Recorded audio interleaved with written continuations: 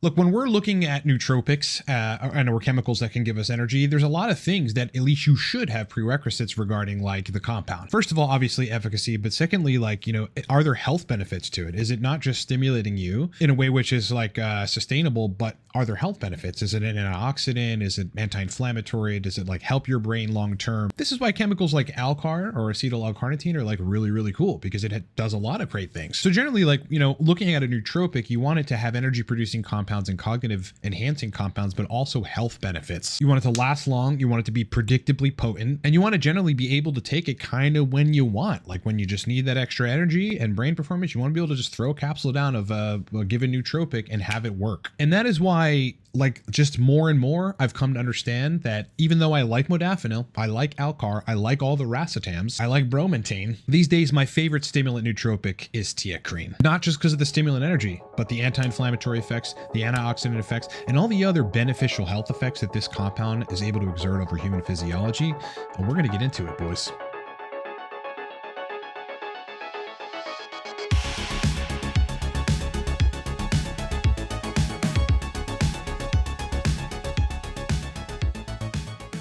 Quickly, coupon codes for product this week. 20 now saves you 20% off our supercharged dopamine and nootropics mastery. That code's in the description of the video. Cortex Stack, 25% off. Code for that is 25 Cortex. Cork Stack, motivation and focus, all day energy. This is 15% off. Code for that is 15 now. And lastly, if you need to hire me for consulting on nootropics, on TRT, on energy optimization, on sexual dysfunction, host of other topics, you can do that in under a minute at livecortex.com. One of the most pronounced effects or pronounced differences between Teacrine and caffeine is that, well, if you drink a lot of caffeine, or if you take caffeine in pills, you tend to get overstimulated, right? It just sort of there's a point at which you don't even feel comfortable. You maybe have some catecholaminergic action that's a little too pronounced, like just excessive releases of norepinephrine and epinephrine, which is not fun. I mean, that just takes focus completely out of the picture. You might as well just be jumping from task to task, because that's probably all you're equipped to do with high dose caffeine. Whereas with Teacrine, it is almost like, if you were to compare it to another nootropic combination, it would be like taking caffeine in pretty high doses with theanine, which is a calming alpha brainwave state inducing amino acid. So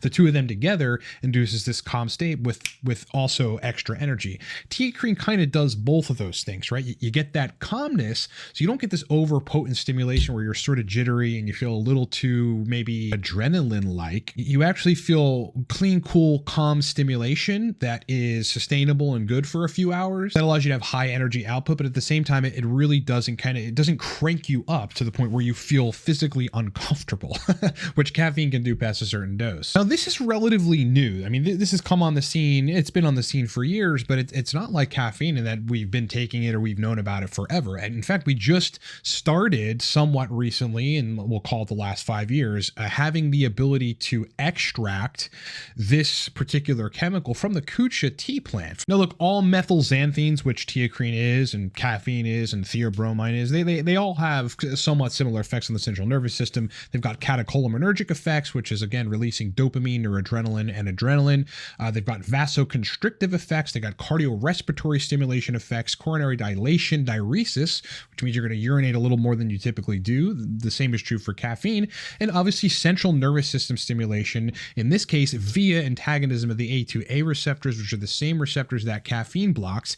Teacrine seems to do it in a more potent way. Increased density of D2 receptors. These are dopamine receptors. We're going to get to the dopaminergic transmission here in a bit, and increased glutamic metabolism. Now, one of the reasons that I really truly love examine.com, and for those of you geeks that like to really geek out or at least have all of the cited research on one particular compound in one place, just go to examine.com, is because they do this. They put everything together, and they've got a lot of really cool data on Teacrine, synthesizing all of the studies. Let's go to the adenosinergic neurotransmission. So the locomotor enhancing properties, which, if you know neurotransmitters, that's relating to dopamine, of Teacrine appears to be involved in adenosine signaling, as the reduction of locomotion seen with adenosine antagonists, a combination of A1 and A2A inhibition. These are the receptors that caffeine tends to work on, is attenuated with co-administration of Teacrine. Other adenosine receptor antagonists tend to reduce a little bit of that locomotor activity, dopamine-like activity, whereas with Teacrine, it actually enhances it. Dopaminergic transmission, this is a huge one. This is why taking Teacrine is much more than caffeine, and it's much more than just a stimulant, right? Because it gets you motivated, it kind of gets you interested in what you're doing, and it positions you to want to execute stuff that like in your normal baseline, if you're not feeling necessarily up to it, you just wouldn't care about. Dopaminergic transmission. They go, dopamine signaling appears to be involved in the locomotor properties of teacrine as dopamine antagonists. Okay, so things that block, in this case, the D1 and D2 dopamine receptors can partially attenuate the increase in locomotion seen with infusion of teacrine. Again, that's somewhat in addition to the adenosine receptor stuff, what the previous section was saying. The fact that you can, to put this simply, if you block the D1 and D2 dopamine receptors, that you don't get as pronounced of an effect from teacrine is telling us that it in and of itself, or likely the release of dopamine induced by teacrine, is agonizing those receptors. And I'm not sure if you've ever taken any potent D2 receptor agonists. They are very strong for motivation and energy. Now, here's the big one. I think that this is why I love this supplement so much and why I take it as a nootropic a lot. I mean, I take teacrine a lot. Is the subjective reports of grogginess were significantly lower immediately after taking Teacrine, which is a combination of teacrine and caffeine. So you would expect caffeine to do that, but the addition of teacrine sort of helped this situation. And you're going to see in this is actually a sports blog. I'll put the link in the description of this video, where they pull, though, a bunch of scientific references and have a bunch of graphs that the combination of what is 125 milligrams of teacrine and 100 milligrams of caffeine ultimately does yield better sports performance benefits than either caffeine or teacrine alone. So just something to think about. If you're wanting to take teacrine as a pre-workout, throw some caffeine in there.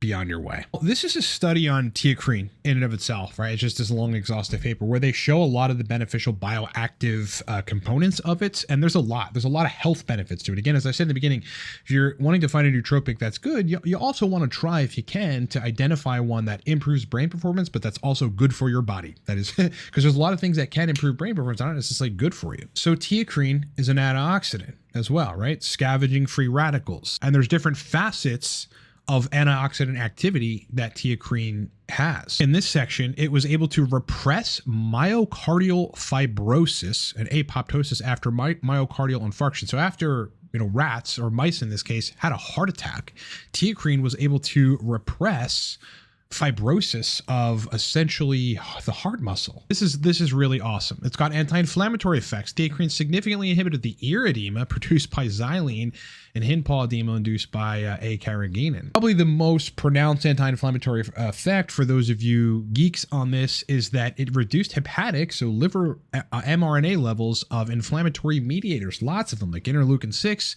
interleukin 1, TNF alpha, which is like if anything's a sinister, if it gets in excessive quantities, inflammatory molecule, it is TNF alpha. It also decreased the plasma levels of a few liver enzymes. All right, so anti-inflammatory as it relates to brain function, as it relates to some of these inflammatory markers, as well as in aiding detoxification processes and generally hepatic function. And if you go on to read the rest of this, you're going to find that there's sections on cognitive performance and teacrine significantly improving cognitive performance in a variety of ways. It normalized glucose in this case and reversed learning and memory impairment caused by central fatigue by that glucose mechanism, as well as restoring 5-HT levels. Okay, so it's got an effect on restoring serotonin levels, which again makes it this multifaceted compound that not a lot of other nootropics can touch, which probably is why it's one of my favorite nootropics to be taking right now. The dose range on teacrine is anywhere from 50 to 250 milligrams.